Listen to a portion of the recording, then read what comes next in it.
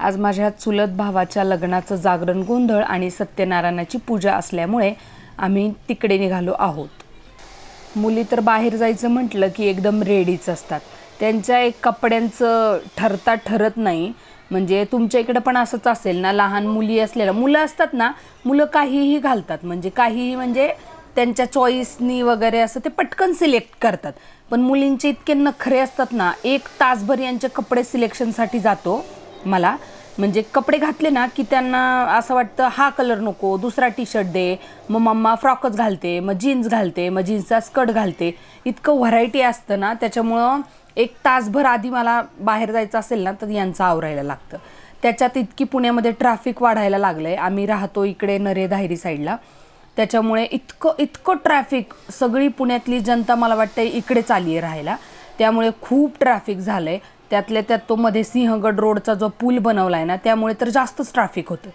So ट्रॅफिकमध्येच अडकलो होतो. निघालो होतो लवकर, पण हे ट्रॅफिकमध्ये अडकल्यावरती ही समोर गाडी होती, त्याच्यामध्ये पिकनिकला आलेली मुलं मुली होती बहुतेक. तर ते इतकी जोरात गाडी हलवत होती, म्हणजे नाचत होते सगळे आतमध्ये. तर इतक्या जोरात ती गाडी हलत होती, म्हणजे त्यांचा ट्रॅफिकमध्ये थांबून एन्जॉय चालला होता बघा. इतक्या वेळचं ट्रॅफिक अडकलं होतं, म्हणजे निदान तासभर तरी आम्ही ट्रॅफिकमध्येच असू. आणि काय करायचा हा मोठा प्रश्न असतो. तर हे लोक बघा तुम्हाला दिसत असतील इथे डान्स करतायत, मुलं मुली मिक्स होते. आणि एकदा पूल क्रॉस केला ना की मग इकडे ट्रॅफिक नाही लागलं. आम्ही पुलावरनं गेलोच नाही खरं, पुलाच्या डाव्या बाजूनेच गेलो आणि उजव्या साईडला नजर टाकली तर बघा इतकं ट्रॅफिक होतं. म्हणजे मला असं वाटलं बरं झालं ब्रिजवरून गेलो नाही आम्ही, नाही तर अडकून पडलो असतो आम्ही. हे बघा इथपर्यंत रांगा लागल्या होत्या. मग आम्ही असंच पुढे सिंहगड रोडला लागलो चौकातनं, तेव्हा तिथे पण काही जास्त ट्रॅफिक नाही लागलं. मग पोचलो लवकर. ही सत्यनारायणाची पूजा मांडलेली आहे बघा. पाया वगैरे पडलो, मुलींनी दर्शन घेतलं, प्रसाद घेतला. त्यानंतर मग सवाष्णी होत्या, गेले लगेचच सवाष्णीला बसवलं मला. आणि बाहेर जेवायचं होतं मला वेगळं, म्हणजे पुरी वगैरे असं बाहेर जेवण होतं ना, आतमध्ये पोळीचं जेवण होतं सवाष्णीसाठी. ही नवीन नवरी पहा, आणि ह्या सगळ्या बहिणी आहेत माझ्या.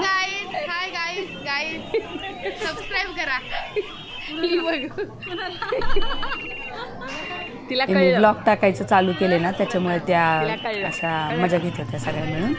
ही भाऊजाई आहे माझी आणि ही भावाची मुलगी. तर असं सगळी मजा मस्ती करत आम्ही नंतर जेवण करून घेतलं. आत मी जेवण करून आले, थोडंसंच जेवले सवाष्णीसाठी, अर्धी पोळी आमटी वगैरे. आणि मग बाहेर येऊन पुन्हा जेवायला बसले सगळ्यांसोबत.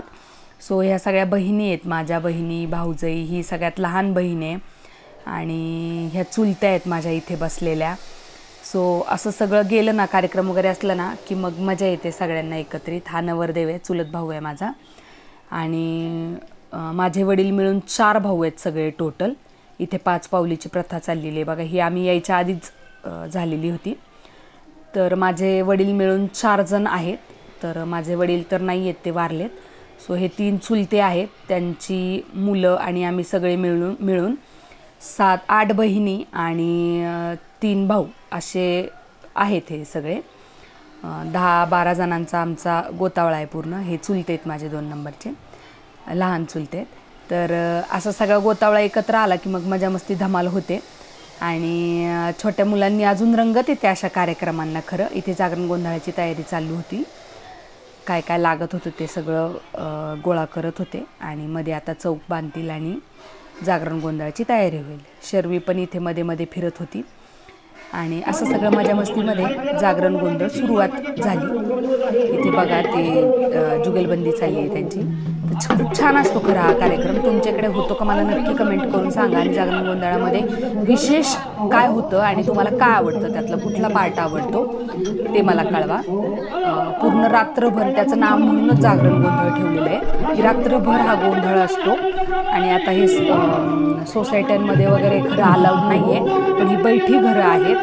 कर्वेनगरच्या चाळ क्रमांक 4 मध्ये हे कार्यक्रम चाललेला आहे, त्याच्यामुळे इथे चालतंय ते. नाही तर सोसायट्यांमध्ये असं अलाउड नाही आहे रात्रभर गाणी वगैरे वाजवणे मोठ्या आवाजामध्ये. पण अजूनही तुम्ही असं वस्त्यांमध्ये, वाडींमध्ये, गावामध्ये जर राहत असाल ना, तर अशा प्रकार तुम्हाला सगळीकडे बघायला मिळतील. लग्न झालं की जागरण गोंधळ लगेच घातलेला बरा, नाही तर राहून द्या.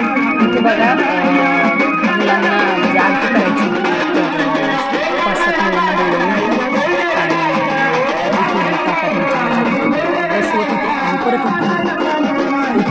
आली की आम्ही हा भाग खूप एन्जॉय केला सगळ्यांनी, खूप हसले सगळे. मुलं बसायला लागली की लगेचच ते उठवायचे.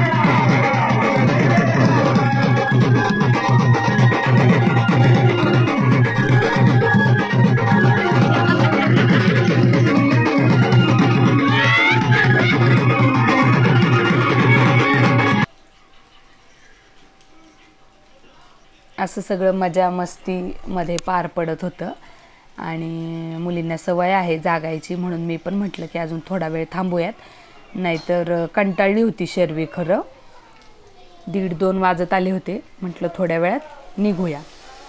आणि थोड्या वेळाने मग पुढचा कार्यक्रम पण चालू होणार होता. आरती वगैरे झाली. बरेच काय काय प्रकार असतात त्याच्यामध्ये. मुरळी येणार होती, मग त्याच्या पुढचं सगळं होणार होतं. पहाटेच्या पहाटेला नंगर तोडला जातो, तो एक विधी असतो.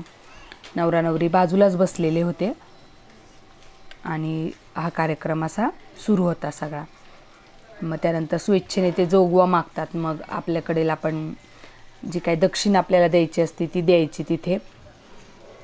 तर मग दक्षिणा वगैरे पण देऊन झाली होती आमच्या वेळेस. सगळ्यांना हळदी कुंकू वगैरे लावून झालं होतं आणि खूप जोरजोरात हे सगळं वाजत होतं. सगळी लोक इकडं ह्या बाजूला सगळ्या बायका बसल्या होत्या बघा, आणि बऱ्याच जणांचं व्हिडिओ शूटिंग पण चालू होतं. आणि पण इकडच्या बाजूला खुर्च्या लावलेल्या आहेत, तिकडे सगळे जेंट्स लोक बसलेले होते.